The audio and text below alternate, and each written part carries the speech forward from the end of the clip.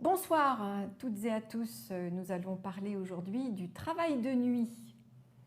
Et comme vous êtes habitués au travail de nuit, puisque vous suivez ce MOOC sur des longues soirées, j'imagine, de dur labeur, on va donc revenir sur toutes ces questions à l'occasion de cette séquence.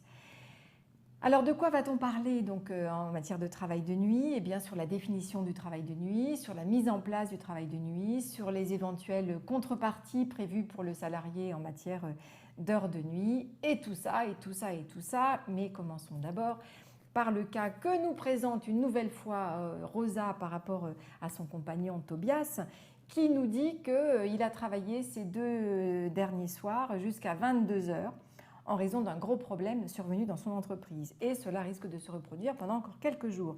Et donc Rosa se demande, comme vous le savez, elle veille toujours au grain par rapport à Tobias, elle se demande si Tobias a droit à des avantages liés au travail de nuit. Alors tout d'abord, avant de répondre à Rosa, voyons la définition du travail de nuit, que vous connaissez certainement par cœur.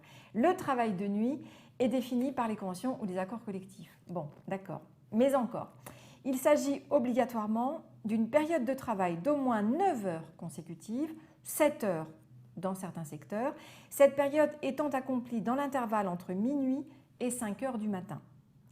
Et cette période de nuit, en principe, commence au plus tôt à 21 heures, 22 heures dans certains secteurs, et doit se terminer au plus tard à 7 heures. Donc en fait, on ne définit pas vraiment le travail de nuit, on définit le temps de travail de nuit et les tranches horaires de nuit.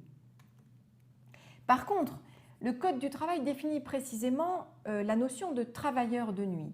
Donc là, quelques éléments de réponse sûrement pour l'ami de Rosa. Un salarié est considéré comme travailleur de nuit dès lors qu'il accomplit au moins 2 fois par semaine, selon son horaire de travail habituel, au moins 3 heures de travail de nuit. Donc, dans les tranches horaires de nuit définies donc, par les accords collectifs, ou bien celles qu'on vient de voir à défaut de définition par les accords collectifs. Donc 2 fois par semaine, 3 heures de son temps sur les horaires de nuit, ou bien 270 heures de travail de nuit donc sur les tranches horaires de nuit pendant une période de 12 mois consécutifs ou selon d'autres modalités éventuellement prévues donc, dans la convention collective.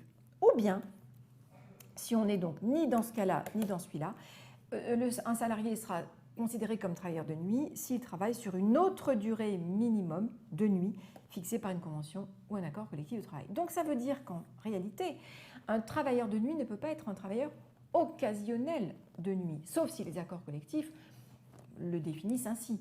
Mais un travailleur de nuit, c'est donc celui qui travaille habituellement sur un certain nombre d'heures, ou alors d'une manière très régulière. Comment le travail de nuit peut-il être mis en place? Eh bien, par accord d'entreprise, d'établissement, ou alors par un accord de branche, ou bien, en l'absence d'accord, par l'employeur, mais sous réserve d'une autorisation de l'inspecteur du travail. Quelle est la durée du travail de nuit? Elle est expressément prévue par le Code du travail, 8 heures consécutives maximum donc, par nuit, sauf dérogation prévue par accord collectif. On a une durée moyenne hebdomadaire de 40 heures qui peut aller jusqu'à 44 heures le cas échéant en cas d'accord collectif. Cette moyenne étant calculée sur un laps de temps de 12 semaines consécutives. Et le repos quotidien entre deux soirées, enfin 2 périodes de travail de nuit doit être de 11 heures, sauf exception liée à des travaux urgents et après information de l'inspecteur du travail. Quels sont les droits des salariés qui travaillent de nuit ou qui sont considérés comme travailleurs de nuit? Eh bien, le salarié a tout d'abord le droit de refuser de travailler la nuit si le travail de nuit est incompatible avec des obligations familiales impérieuses, comme la garde d'enfants, la prise en charge d'une personne dépendante, par exemple. Et le salarié doit bénéficier d'un suivi médical qui correspond donc à une visite médicale d'information et de prévention, donc à l'arrivée, à l'embauche. Et il a aussi droit à des modalités de suivi liées au travail de nuit qui seront déterminées par le médecin du travail, qui peut aussi, le cas échéant, prescrire des examens spécialisés complémentaires à la charge de l'employeur. Le Code du travail prévoit aussi une protection spécifique des femmes enceintes qui travaillent la nuit, en précisant que les femmes enceintes peuvent, à leur demande ou à la demande du médecin du travail, être affectées à un poste de jour sans diminution de leur rémunération. Lorsque l'affectation est impossible, qu'on n'a pas d'offre sur des postes de jour à leur donner, l'employeur doit communiquer par écrit les motifs de cette impossibilité à la salariée et au médecin du travail. Et dans ce cas, la salariée ne continuera pas à travailler la nuit, non, pas du tout, mais dans ce cas-là, le contrat sera suspendu jusqu'à la date du début du congé de maternité et avec, bien sûr, garantie de rémunération. Quelles sont les contreparties prévues au travail de nuit? Eh bien, alors, obligatoirement, il faut un repos compensateur. Donc la loi nous dit, le code nous dit qu'il faut un repos compensateur dont les modalités ne sont pas prévues par le code du travail, mais qui doivent être déterminées par les partenaires sociaux. Donc ça peut être 1 heure de travail de nuit égale 1 heure de repos, 1 heure de travail de nuit égale 1 demi-heure de repos, etc., selon ce que prévoient donc les accords collectifs. Sachant qu'il n'y a pas forcément droit à une compensation salariale. Tout dépend de ce que prévoient les accords collectifs. Autrement dit, un salarié qui travaille de nuit n'a pas forcément droit à un salaire majoré. Il aura droit à son taux horaire normal par rapport à la qualification qu'il occupe, mais pas forcément un taux majoré si l'entreprise n'est pas tenue d'appliquer un accord collectif qui prévoirait un taux de majoration pour les heures de nuit, ou alors si l'employeur lui-même n'a pas décidé d'un taux de majoration spécifique. Donc il n'y a pas forcément de salaire majoré lié au travail de nuit. On regardera, comme à chaque fois, ce que disent les accords collectifs en la matière. Les salariés qui travaillent de nuit ont priorité pour obtenir un poste de jour s'ils le demandent. Alors, ça va dans les deux sens. Un poste de jour peut aussi être prioritaire par rapport à l'obtention d'un poste de nuit.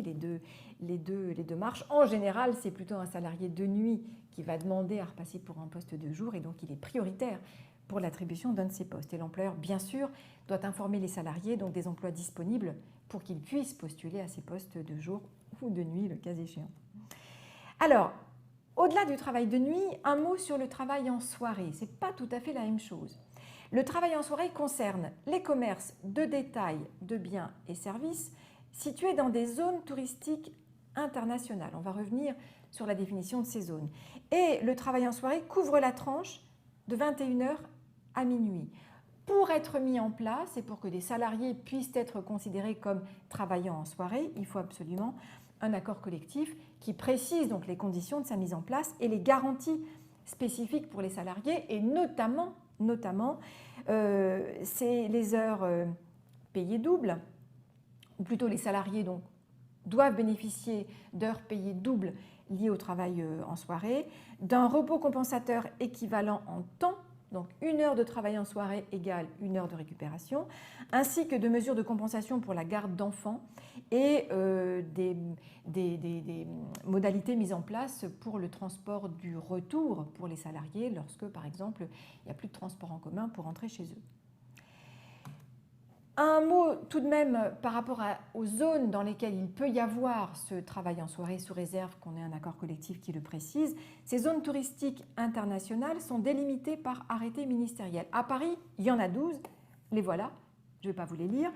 En province, il y en a également, qui ont donc été toutes définies par arrêté ministériel, Deauville, Cannes, Dijon, La Baule par exemple, et puis à Paris, allez, citons Montmartre, Le Marais, Saint-Sulpice par exemple.